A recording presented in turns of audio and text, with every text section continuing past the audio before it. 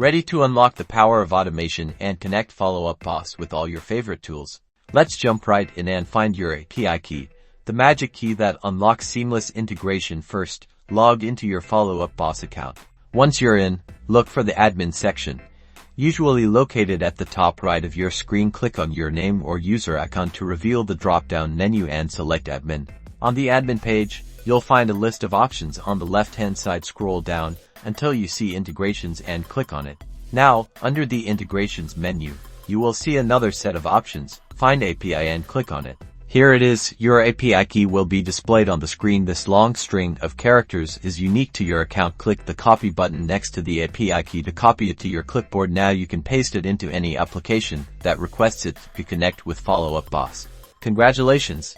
You've successfully located your API key. Now you're ready to start integrating Follow Up Boss with other tools and automating your workflow. Remember to keep your API key safe and secure, as it provides access to your Follow Up Boss data. For more tips and tricks on maximizing Follow Up Boss, be sure to subscribe to our channel.